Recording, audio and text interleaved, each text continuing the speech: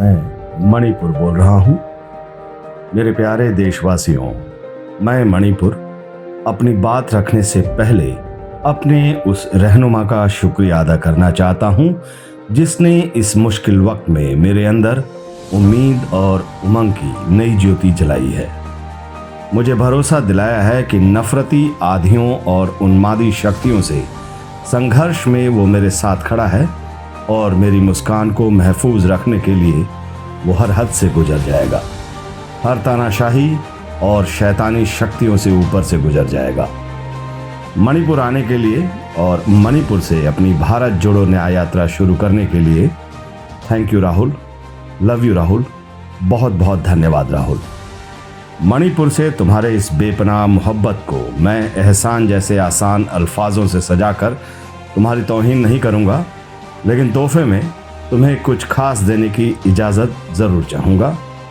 Lily, 7 रंगों से रंगी मेरी लिली। राहुल, ये लिली केवल फूल नहीं है, ये मेरी पहचान है, 7 रंगों वाली पहचान। पूरी दुनिया में सतरंगी लिली केवल मेरे दामन में ही खिलती है, केवल मेरी ही आबो हवा में फलती फूलती है, केवल मेरी सरजमी पर ही सुरीली सरगोशी करती है। यही लिली बड़े फक्र के साथ देश दुनिया को बताती है कि इस धरती का एक कोना ऐसा भी है जहां एक फूल से 7 रंग ऐसे गुंथे पड़े हैं कि एक के बिना दूसरा अधूरा है, दूसरे के बिना तीसरा सूना है, तीसरे के बिना चौथा 4 दिन की चांदनी है और चौथे के बिना 5वें की कोई पहचान नहीं है, 5वें के बिना छठा क्षणभंगुर है और उस छठे के बिना 7वां सांस भी नहीं ले पाता है।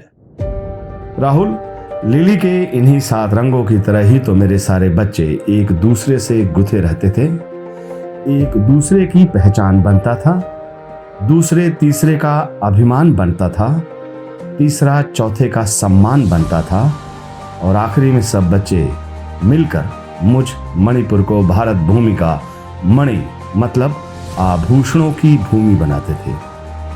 आपको तो पता ही होगा कि मेरे नाम का शाब्दिक अर्थ यही होता है। मणिपुर मतलब बेशकीमती मणियों का घर। लेकिन राहुल, शातिर सियासी शक्तियों की खूनी साजिश की वजह से आज मेरी वो पहचान संकट में है।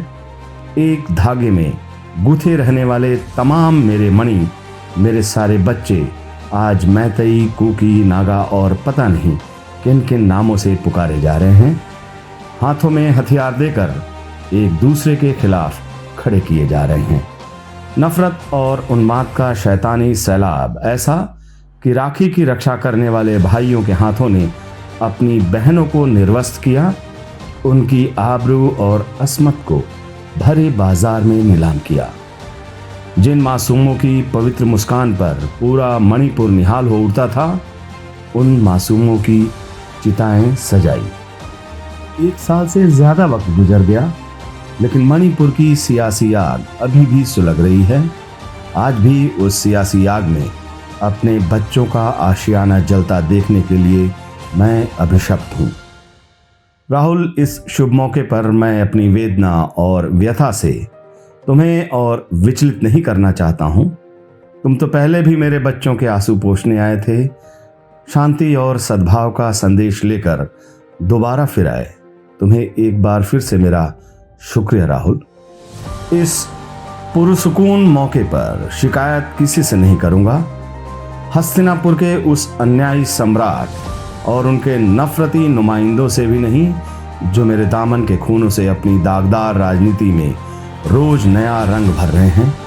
मणिपुर की माताओं और बहनों की अस्मत पर जो अपना सियासी आशियाना तैयार कर रहे हैं। शिकवा और शिकायत अपनों से किया जाता है, गैरों से नहीं। उनसे शिकायत करने का क्या फ़ायदा जो किसी की मौत का सामान खुद अपनी हाथों में सजाते हैं और फिर अपनी चुप्पी से उसमें आग लगाकर उसे मरने के लिए अकेला छोड़ देते हैं। कमल की उस कपटी और क्रूर पॉलिटिक्स ने जिस अंदाज में मेरे बच्चों को आपस में लड़ाया और फिर जिस बेशर्मी से मुझसे दूरी बनाई, वो सब कुछ सबके सामने है। उस मुद्दे पर मुझे किसी से ज़्यादा कुछ कहना सुनना नहीं है।